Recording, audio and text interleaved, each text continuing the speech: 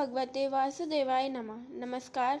आज हम इस वीडियो में बृहस्पतिवार व्रत कथा सुनाने जा रहे हैं, जिसके सुनने मात्र से भगवान विष्णु धन धान्य सुख शांति प्रदान करते हैं। इस व्रत की कथा की विधि इस प्रकार है। बृहस्पतिवार व्रत करने की विधि। बृहस्पतिवार के दिन जो भी स्त्री पुरुष व्रत करे उसको चाहिए कि वह दिन में एक ही समय भोजन करे, क्योंकि भगवान बृहस्पतिश्वर का इस दिन पूजन होता है। भोजन में पीले चने की दाल आदि का प्रयोग करें, परंतु नमक नहीं खावे और पीले वस्त्र पहने। भोजन में पीले ही फलों का प्रयोग करें। पीले चंदन से पूजन करें। पूजन के बाद प्रेम पूर्वक गुरु महाराज बृहस्पति देव की कथा सुननी चाहिए। इस व्रत को करने से मन की संपूर्ण इच्छाएं पूर्ण होती हैं और महाराज बृहस्पति प्रसन्न होते हैं। धन, विद्या, पुत्र तथा मनवांछित फलों की प्राप्ति होती है। परिवार में सुख तथा शांति रहती है। इसलिए यह व्रत सब स्त्री पुरुषों के लिए सर्वश्रेष्ठ और अति फलदायक है। इस व्रत में केले का पूजन करना चाहिए। कथा और पूजन के समय मन, कर्म और वचन से शुद्ध होकर जो इच्छा हो बृहस्पति देव से प्रार्थना करनी चाहिए। उसकी इच्छाओं को बृहस्पति देव अवश्य पूरी करते हैं। ऐसा मन में दृढ़ विश्वास रखना चाहिए। तो अब सुनते हैं बृहस्पतिवार की कथा। एक समय की बात है कि भारतवर्ष में एक राजा राज करता था। वह बड़ा ही प्रतापी और दानी था। वह प्रतिदिन मंदिर में दर्शन करने जाता और ब्राह्मण और गुरु की सेवा किया करता था। उसके द्वार से कोई भी निराश होकर नहीं लौटता था तथा वह प्रत्येक गुरुवार को व्रत रखता एवं पूजन करता था। हर दिन गरीबों की सहायता करता था, परंतु यह सब बातें उसकी रानी को अच्छी नहीं लगती थीं। वह ना तो व्रत करती, ना ही किसी को एक पैसा दान में देती थी तथा राजा से भी ऐसा करने को मना करती थी। एक समय की बात है जब राजा शिकार खेलने वन को गए और घर पर रानी और दासी थी। उस समय गुरु बृहस्पति एक साधु का रूप धारण कर राजा के दरवाजे पर भिक्षा मांगने आए। रानी से भिक्षा मांगी तो वह कहने लगे कि हे साधु महाराज, मैं इस दान और पुण्य से तंग आ गई हूँ। मेरे से घर की ही कार्य समाप्त नहीं होते। इस कार्य के लिए तो पतिदेव ही बहुत हैं।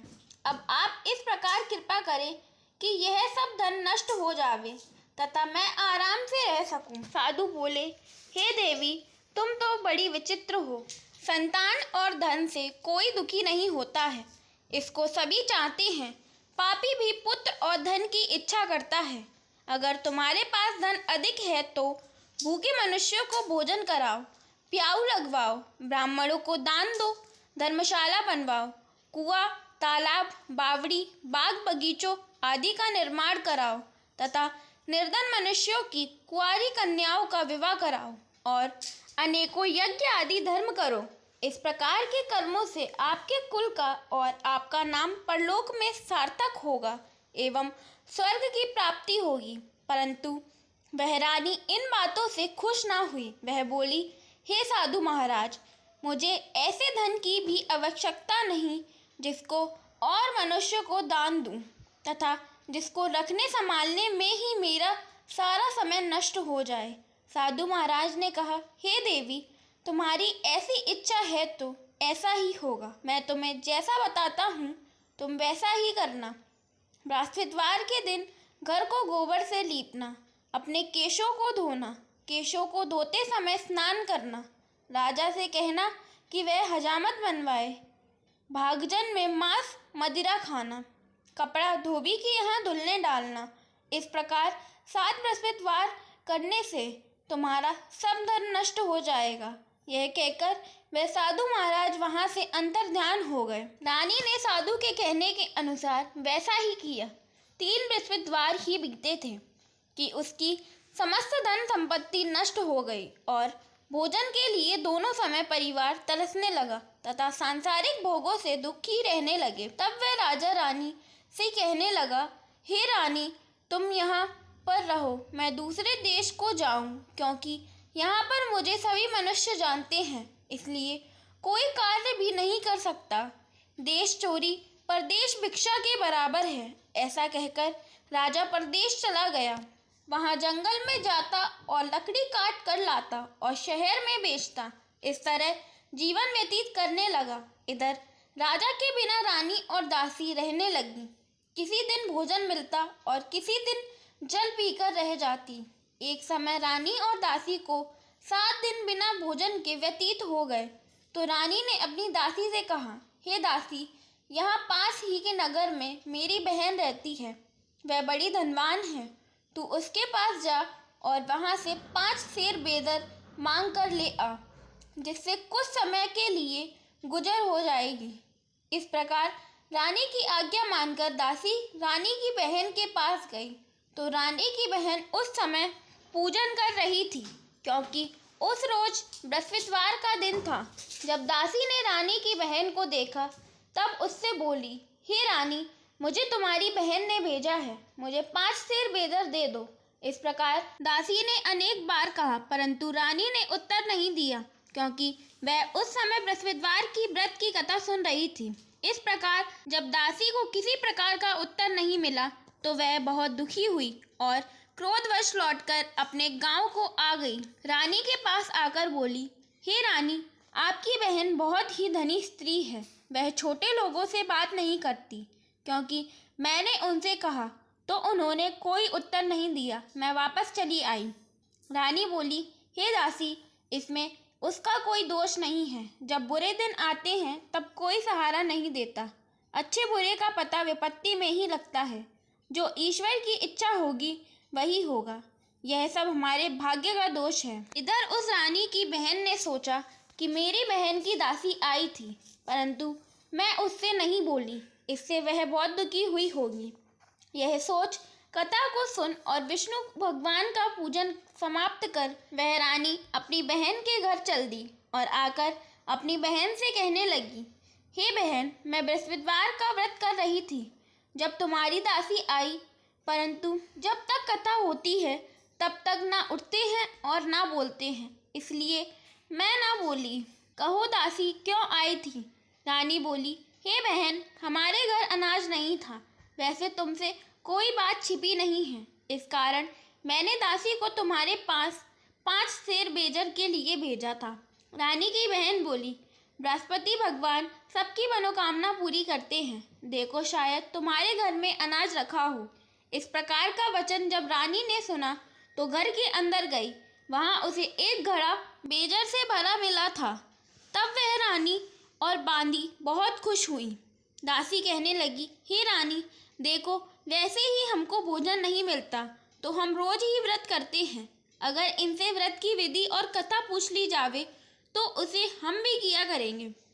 तब रानी ने अपनी बहन से पूछा, हे बहन, बृहस्पतिवार के व्रत के क्या नियम है? तब रानी की बहन ने बतलाया, बृहस्पतिवार के व्रत में चने की दाल और मुनक्का से भगवान विष्णु के केले की जड़ में पूजन करें तथा दीपक जलावे, पीला भोजन करे तथा कथा सुने। इस प्रकार करने से गुरु भगवान प्रसन्न होते हैं, अन्न, पुत्र और धन देते हैं, मनोकामना पूरी करते हैं। इस प्रकार रानी और दासी दोनों ने निश्चय किया कि बृहस्पति भगवान का पूजन जरूर करेंगे। 7 रोज बाद बृहस्पतिवार आया तो उन्होंने व्रत रखा। दासी गुड़शाला में जाकर चना और गुड़ बीन लाई तथा उसकी दाल से केले की जड़ तथा विष्णु भगवान का पूजन किया। अब भोजन पीला कहाँ से आए? दोनों बड़ी दुखी हुई, परंतु उन्होंने व्रत किया था, इस कारण गुरु भगवान प्रसन्न थे। 2 थालों में सुंदर पीला भोजन लेकर आए और दासी को देकर बोले, हे दासी, यह तुम्हारे और रानी के लिए भोजन है, तुम दोनों भोजन कर लेना। दासी भोजन पाकर बड़ी प्रसन्न हुई और रानी से बोली, चलो रानी जी, भोजन कर लो। रानी को इस विषय में कुछ पता नहीं था, इसलिए वह दासी से बोली, तू ही भोजन कर, क्योंकि तू हमारी व्यर्थ में हंसी उड़ाती है। दासी बोली कि एक महात्मा भोजन दे गया है।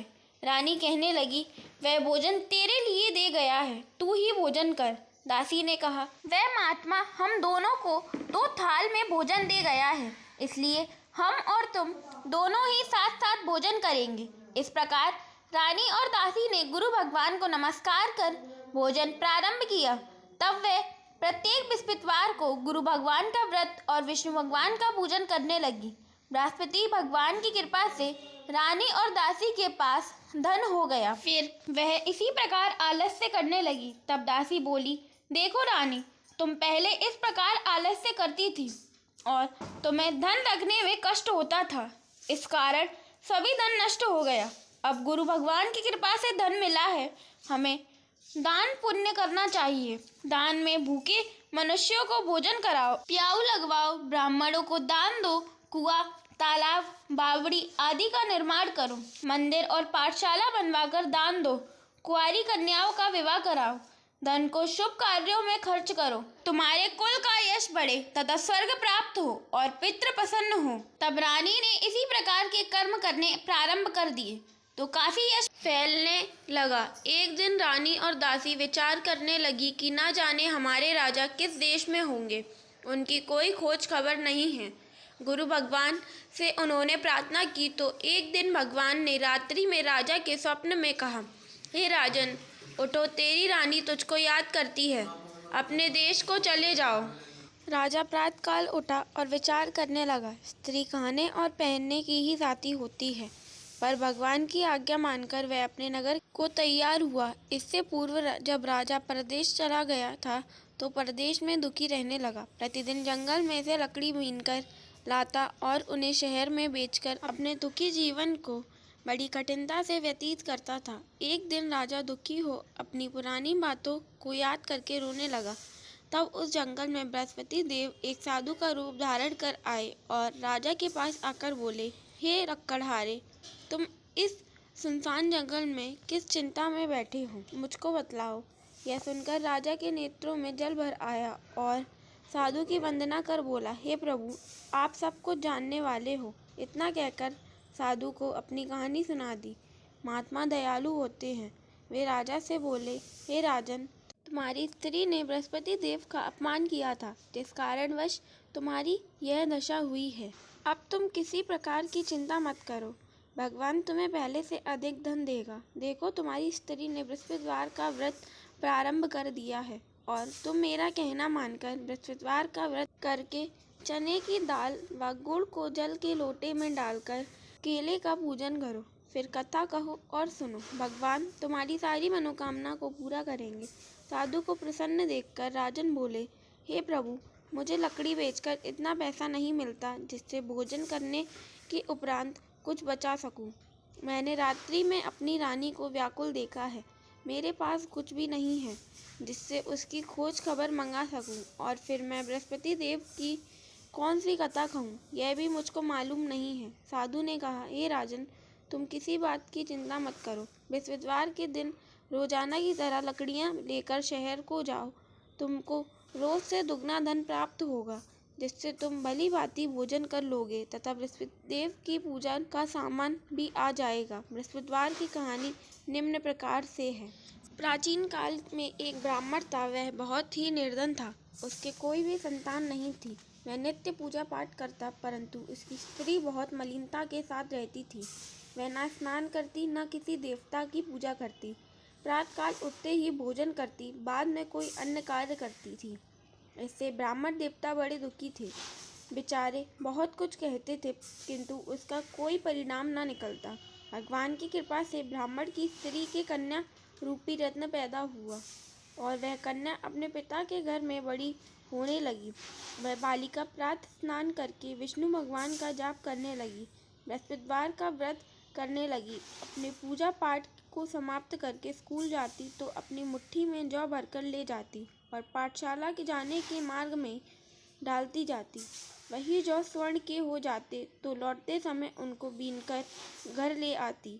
एक दिन वह बालिका सूप में सोने के जौ फटक कर साफ कर रही थी तो उसकी माँ ने देखा और कहा, हे बेटी, सोने के जौ को फटकने के लिए सोने का सूप होना चाहिए। दूसरे दिन बृहस्पतिवार था। इस कन्या ने व्रत रखा और बृहस्पति देव से प्रार्थना करके कहा, हे प्रभु, यदि मैंने आपकी पूजा सच्चे मन से की है तो मेरे लिए सोने का सूप दे दो। बृहस्पति देव ने उसकी प्रार्थना स्वीकार कर ली। रोजाना की तरह वह कन्या जौ फैलाती हुई स्कूल को गई और जब लौटकर जौ बीन रही थी तो बृहस्पति देव की कृपा से रास्ते में एक सोने का सूप मिला। उसे वह घर ले आई और उससे जौ साफ करने लगी, परंतु उसकी माँ का वही ढंग रहा। एक दिन की बात है, वह कन्या सोने के सूप में जौ साफ कर रही थी। उस समय शहर का राजपुत्र वहां से होकर निकला। इस कन्या के रूप और कार्य को देखकर मोहित हो गया और अपने घर आकर भोजन तथा जल त्याग कर उदास होकर लेट गया। राजा को इस बात का पता लगा तो अपने मंत्रियों के साथ अपने पुत्र के पास गए और बोले, हे पुत्र, तुम्हें किस बात का कष्ट है? किसी ने तुम्हारा अपमान किया है अथवा कोई कारण है सो कहो, मैं वही कार्य करूँगा जिससे तुम्हें प्रसन्नता होगी। राजकुमार ने अपने पिता की बातें सुनी तो वह अपने पिता से बोला, हे पिताजी, आपकी कृपा से मुझे किसी बात का दुख नहीं है, ना किसी ने मेरा अपमान किया है, परंतु मैं उस लड़की के साथ विवाह करना चाहता हूँ जो सोने के सूप में जौ साफ कर रही थी। यह सुनकर राजा आश्चर्य में पड़ गया और बोला, हे पुत्र, इस तरह की कन्या का पता तुम ही लगाओ, मैं उसके साथ तुम्हारा विवाह अवश्य करवा दूंगा। राजकुमार ने अपने पिता के वचन सुनने के पश्चात उस लड़की के घर का पता बतलाया। राजकुमार के बताए पते के अनुसार मंत्री उस लड़की के घर गए और ब्राह्मण कन्या का विवाह राजकुमार के साथ संपन्न हो गया। कन्या के घर से जाते ही पहले की भांति उस ब्राह्मण देवता के घर में गरीबी का निवास हो गया। अब भोजन के लिए अन्न बड़ी मुश्किल से मिलता था। एक दिन दुखी होकर ब्राह्मण देवता अपनी पुत्री के पास गए। बेटी ने पिता को दुखी देखकर अपनी माँ का समाचार पूछा। तब ब्राह्मण ने सभी हाल कह सुनाए। कन्या ने बहुत सा धन देकर अपने पिता को विदा किया। इस तरह ब्राह्मण का कुछ समय सुखपूर्वक व्यतीत हुआ। कुछ दिन बाद फिर वही हाल हो गए। ब्राह्मण फिर अपनी कन्या के घर गया और सभी हाल कहा तो लड़की बोली, हे पिताजी, आप माता जी को यहाँ ले आइए, मैं उन्हें वह विधि बता दूंगी जिससे आपकी गरीबी दूर हो जाएगी। वह ब्राह्मण देवता अपनी स्त्री को साथ लेकर बेटी के घर पहुंचा तो पुत्री अपनी माँ को समझाने लगी, हे माँ, तुम प्रातःकाल उठकर प्रथम स्नान आदि करके विष्णु भगवान का पूजन करो तो सब दरिद्रता दूर हो जाएगी। परंतु उसकी माँ ने उसकी एक बात नहीं मानी और प्रातःकाल उठकर अपनी पुत्री और बच्चों का जूठन खा लेती। एक दिन उसकी पुत्री को बहुत क्रोध आ गया और एक रात में कोठरी से सभी सामान निकलवा दिया और अपनी माँ को उसमें बंद कर दिया। प्रातःकाल उसमें से माँ को निकाला तथा स्नान आदि करा के पूजा पाठ करवाया तो उसकी माँ की बुद्धि ठीक हो गई और फिर प्रत्येक बृहस्पतिवार को व्रत रखने लगी। इस व्रत के प्रभाव से उसकी माँ भी बहुत ही धनवान तथा पुत्रवती हो गई और बृहस्पतिदेव जी की कृपा से स्वर्ग को प्राप्त हुई तथा वह ब्राह्मण भी सुखपूर्वक इस लोक से सुख भोग कर स्वर्ग को प्राप्त हुआ। इस तरह कहानी कहकर साधु देवता वहाँ से लोप हो गए। धीरे धीरे समय व्यतीत होने लगा। फिर बृहस्पतिवार का दिन आया तो राजा जंगल में लकड़ी काट कर किसी शहर में बेचने गया। उसे उस दिन और दिन की अपेक्षा अधिक धन मिला। राजा ने चना, गुड़ और आदि लेकर बृहस्पतिवार का व्रत किया। उस दिन से उसके सभी कलेश दूर हो गए, परंतु जब दोबारा बृहस्पतिवार आया तो वह व्रत ही करना भूल गया। इस कारण बृहस्पति भगवान नाराज हो गए। उसी दिन उस नगर के राजा ने विशाल यज्ञ का आयोजन किया तथा शहर में यह घोषणा करवा दी कि कोई भी मनुष्य अपने घर भोजन न बनावे तथा आग भी न जलावे। समस्त लोग मेरे यहाँ भोजन करने आवे। इस आज्ञा का जो पालन नहीं मानेगा उसको फांसी की सजा दी जाएगी। इस तरह की घोषणा संपूर्ण नगर में करवा दी गई। राजा की आज्ञा अनुसार शहर के सभी लोग भोजन करने गए, लेकिन लकड़हारा कुछ देर से पहुंचा, इसलिए राजा उसको अपने साथ घर ले आए और ले जाकर भोजन करा रहे थे तो रानी की दृष्टि उस खूंटी पर पड़ी जिस पर उसने अपना हार रखा था। वह वहां पर दिखाई नहीं दिया तो रानी ने हार की चोरी के अपराध में लकड़हारे को सिपाही बुलवाकर उसको जेल खाने में डलवा दिया। जब राजा जेल खाने में गया तो बहुत दुखी होकर विचार करने लगा कि ना जाने कौन से पूर्व जन्म में कर्म है जिसके कारण मुझे ऐसा दुख प्राप्त हो रहा है। फिर राजा उसी साधु को याद करने लगा जो जंगल में मिला था। उसी समय तत्काल बृहस्पति देव साधु के रूप में प्रकट हो गए और उसकी दशा को देखकर कहने लगे, अरे मूर्ख, तूने बृहस्पति देवता की कथा नहीं सुनी, इस कारण तुझे दुख प्राप्त हुआ। अब चिंता मत कर, बृहस्पतिवार के दिन जेल खाने के दरवाजे पर 4 पैसे पड़े मिलेंगे, उनसे तू बृहस्पति देव की पूजा करना, तेरे सभी कष्ट दूर हो जाएंगे। बृहस्पतिवार के दिन उसे 4 पैसे मिले। राजा ने उसी पैसे की सहायता से अपना व्रत किया और पूजन किया। उसी रात्रि को जब राजा सो रहा था तो बृहस्पति देव ने राजा के स्वप्न में कहा, हे राजन, तुमने जिस आदमी को जेल खाने में हार की चोरी के अपराध में बंद कर रखा है वह निर्दोष है, वह राजा है, उसे छोड़ देना। रानी का हार उसी खूंटी पर लटका हुआ है। अगर तू ऐसा नहीं करेगा तो तेरा राज्य को नष्ट कर दूंगा। राजा प्रातःकाल उठा तो रानी का हार खूंटी पर टंगा देखकर लकड़हारे को बुलवाकर क्षमा मांगी तथा राजा को योग्य सुंदर वस्त्र आभूषण देकर विदा किया। गुरुदेव की आज्ञा अनुसार राजा अपने नगर को चल दिया। राजा जब नगर के निकट पहुंचा तो उसे बड़ी ही आश्चर्य हुआ।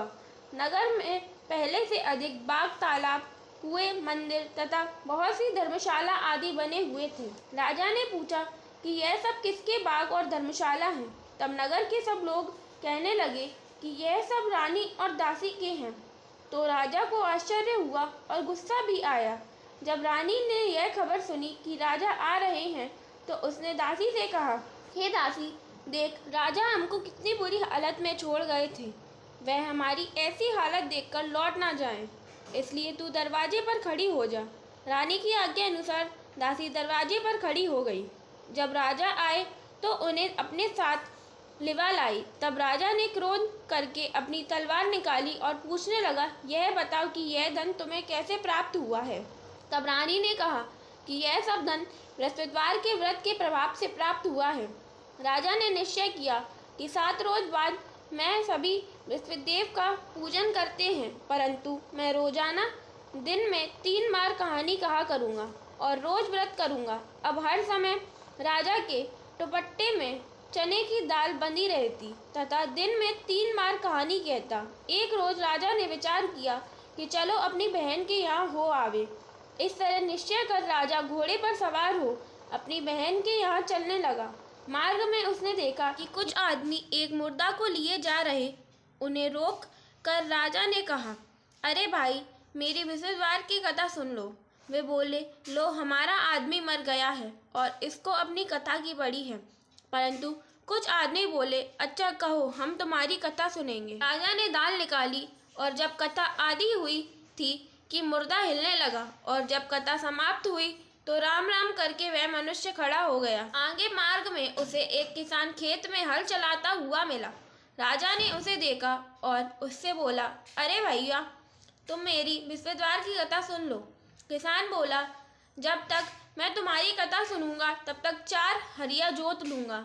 जा अपनी कथा किसी और को सुना। इस तरह राजा आगे चलने लगा। राजा के हटते ही बैल पछाड़ खाकर गिर गए तथा किसान के पेट में बहुत जोर से दर्द होने लगा। उस समय उसकी माँ रोटी लेकर आई। उसने जब यह देखा तो अपने पुत्र से सब हाल पूछा और बेटे ने सभी हाल कह दिए। तो बुढ़िया दौड़ी दौड़ी राजा के पास गई और उससे बोली, मैं तेरी कथा सुनूंगी, तू अपनी कथा मेरे खेत पर ही चल कर कहना। राजा ने बुढ़िया के खेत पर जाकर कथा कही, जिसके सुनते ही वह बैल खड़े हो गए तथा किसान के पेट का दर्द बंद हो गया। राजा अपनी बहन के घर पहुंचा। बहन ने भाई की खूब मेहमानी की। दूसरे रोज प्रातःकाल राजा जगा तो वह देखने लगा कि सब लोग भोजन कर रहे हैं। राजा ने अपनी बहन से कहा कि ऐसा कोई मनुष्य नहीं है जिसने भोजन नहीं किया हो और मेरी बृहस्पतिवार की कथा सुन ले।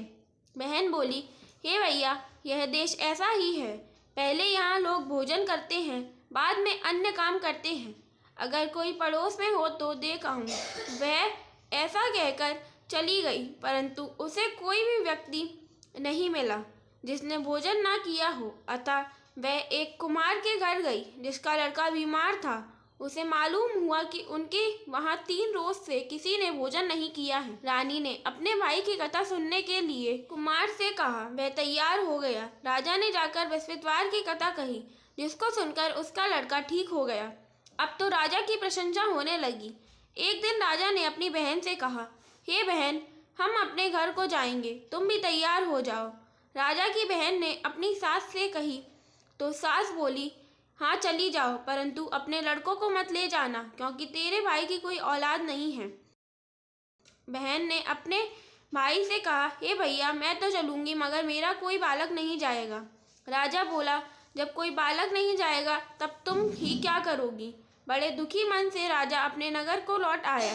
राजा ने अपनी रानी से कहा, हम निर्वंशी राजा हैं, हमारा मुंह देखने का धर्म और कुछ नहीं है, भोजन आदि नहीं किया। रानी बोली, हे नाथ, जब बृहस्पति देव ने हमें सब कुछ दे दिया है तो औलाद भी अवश्य देंगे।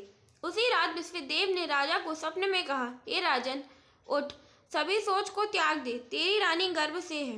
राजा को यह बात सुनकर बड़ी खुशी हुई। 9वें महीने में रानी के गर्भ से एक सुंदर पुत्र प्राप्त हुआ। तब राजा बोला, हे रानी, स्त्री बिना भोजन के रह सकती है, बिना कहे नहीं रह सकती। जब मेरी बहन आवे तो मुझसे कुछ मत कहना। रानी ने सुनकर हाँ कह दिया। जब राजा की बहन ने शुभ समाचार सुना तो वह बहुत खुश हुई तथा बधाई लेकर अपने भाई के घर आई। तब रानी ने कहा, घोड़ा चढ़कर तो नहीं आई, गधा चढ़ आई। राजा की बहन बोली, भाभी, मैं इस प्रकार ना कहती तो तुम्हें औलाद कैसे मिलती।